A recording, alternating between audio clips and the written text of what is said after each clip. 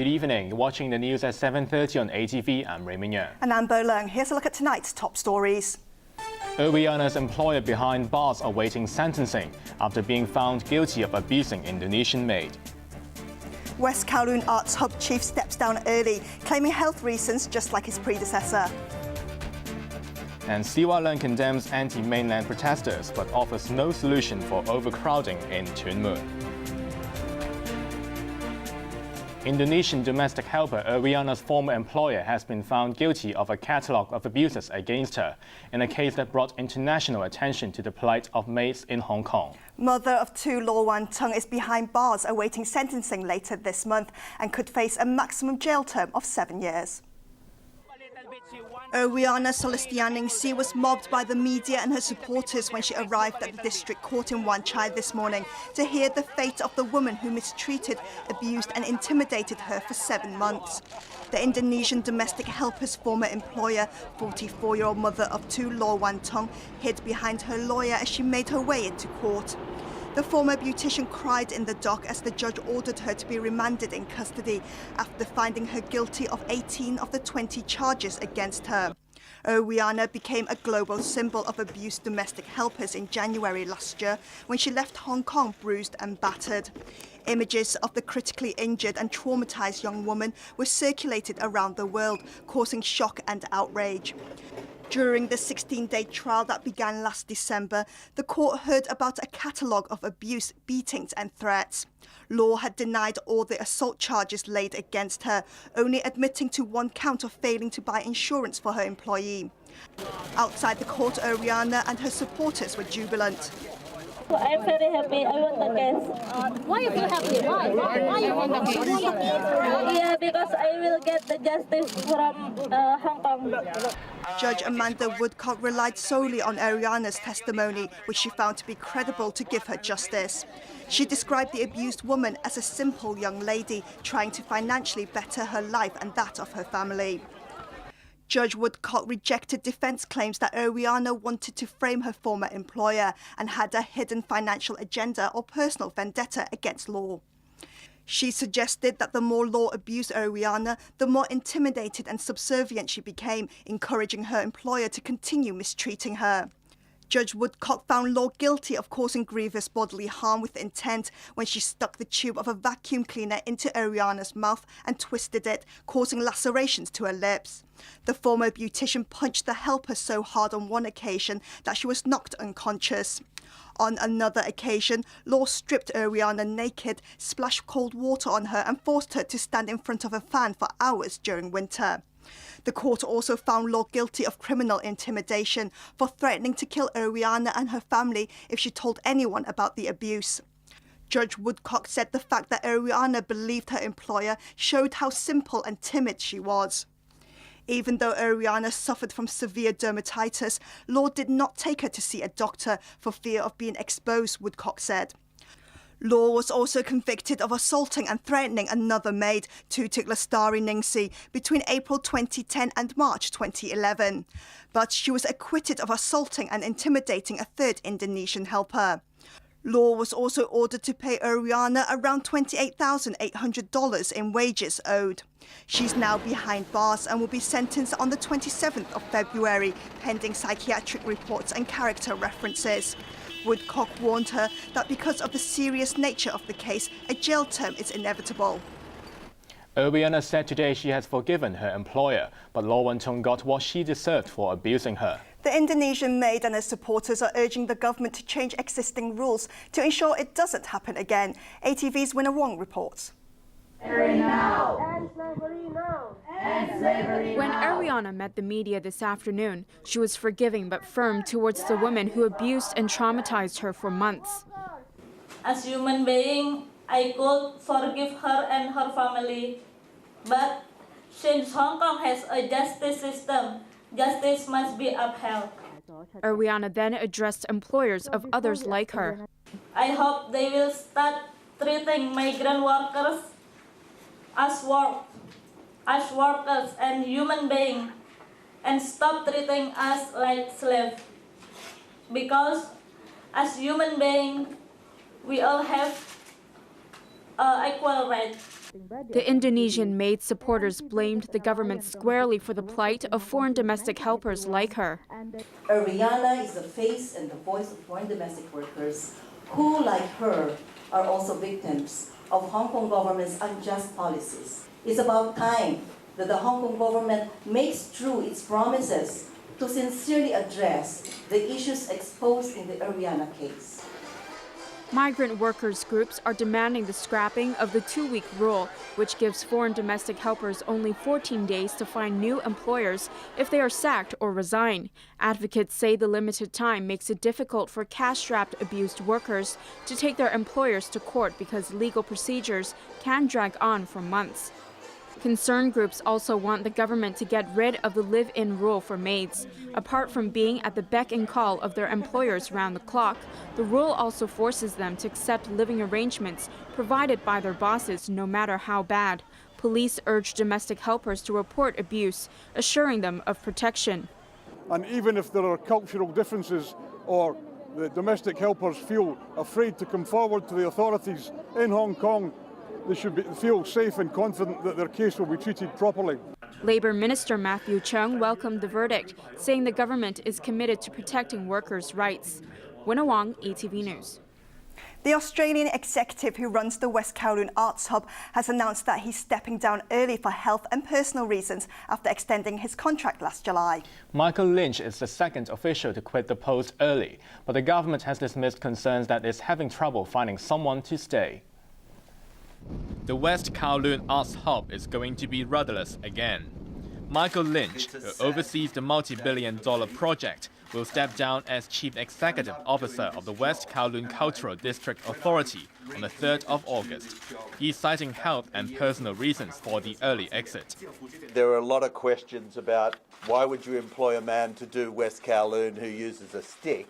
At that point, that I was pretty confident I had a new hip and I was intent on being able to make it work, that I could sing and dance as well as anyone in Hong Kong. The 64-year-old Australian, who's been in the post since 2011, extended his contract for 2 years last July, but he now wants to return home to look after his seriously ill wife. He does not feel it's been a waste of time and money for everyone. The venues in the park makes me feel very confident that with the team of people that we've now got working for us, all of the staff and the board, that it's a good time for me to give notice of my intention to go. I still recognise it's a huge project. It was always going to take a lot longer period of time than I was able to give to it, and that was part of my thinking. Chief Secretary Carrie Lam, who chairs the authority, will lead a global search for a replacement. She dismissed concerns about problems holding on to qualified people for the job, amid speculation about government interference and public pressure. Lynch's predecessor, Graham Sheffield, quit after just 5 months in 2011, citing health reasons. He went on to take over as Arts Director of the British Council 2 months later, leaving the Hong Kong government red-faced. Chief Executive Leung Chun-ying has condemned protesters who turned violent during a rally against mainland parallel traders and shoppers in Tuen Mun over the weekend. He insisted his government is tackling the problems that triggered the protest, but did not offer any solution in terms of controlling the influx of cross-border visitors. Before his weekly cabinet meeting this morning, Leung Chun-ying spoke publicly for the first time about the flare-up in tensions between local residents and mainland visitors in Tuen Mun. Hundreds of angry residents took to the streets of the border district on Sunday, complaining that the influx of mainland shoppers has made life unbearable for them. Police used pepper spray and batons to break up angry mobs who stormed into shopping malls to vent their frustrations. Leung today condemned the violence, saying it's unacceptable for a small number of people to express their grievances by disrupting public order. The government will act strictly according to the law in dealing with such illegal behavior, he promised. As for the problem of parallel traders, which was what triggered Sunday's protest, he insisted that various departments have already been taking action against them. To those who are complaining that he's not doing enough, the chief executive pointed out that he had successfully asked Beijing to shelve a plan that would have allowed 4 million non-permanent Shenzhen residents to come here on multiple entry permits. But he did not offer to do anything about visitor numbers. In a rare move, Shenzhen Party Secretary Wang Leung also stated his views on the issue today. Answering reporters' questions in Guangzhou, Wang pointed out the severe problem of food safety on the mainland has led to many flocking across the border to stock up on basic supplies. But he is hopeful that the situation will improve as the central government strengthens food safety regulations to restore public confidence. Despite concerns about mainlanders causing a shortage of baby milk powder here, the Consumer Council has found that the situation has actually improved. Customs officers say they're doing their part, having seized 89 tons of infant formula since limits were imposed in 2013. ATV's Alison Chan reports. Addressing public concerns about rampant parallel trading, the Customs and Excise Departments promised today to intensify its crackdown on such illegal activities during the Chinese New Year.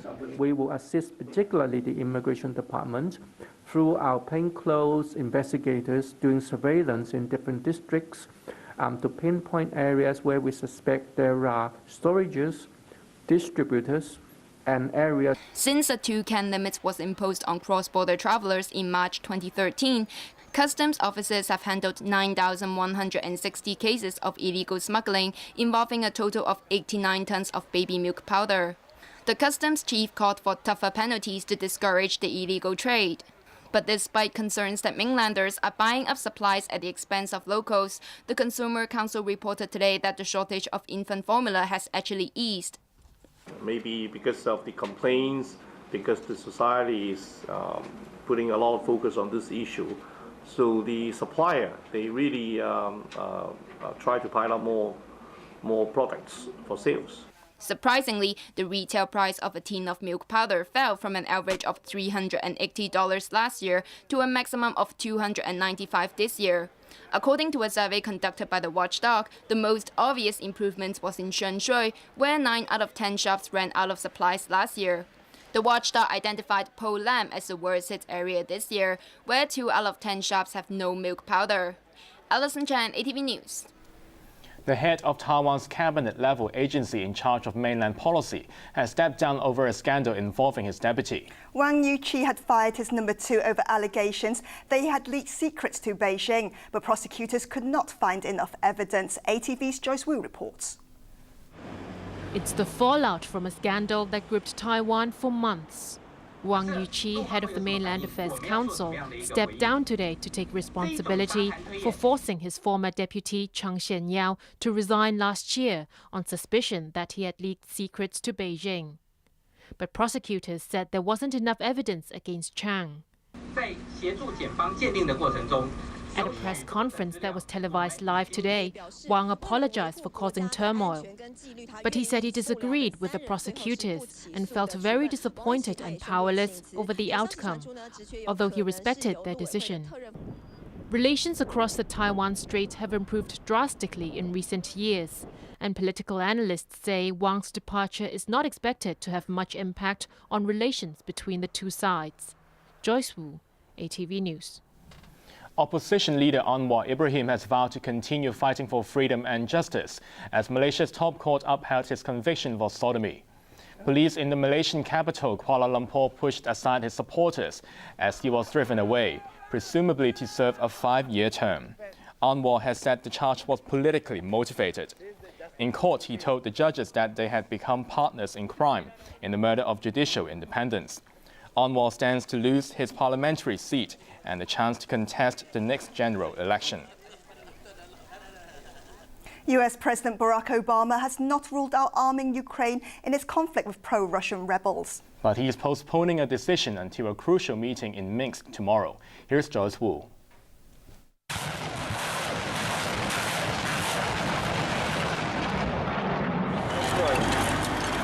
Pro-Russian separatists have stepped up their offensive in Volodymyr near Donetsk in eastern Ukraine.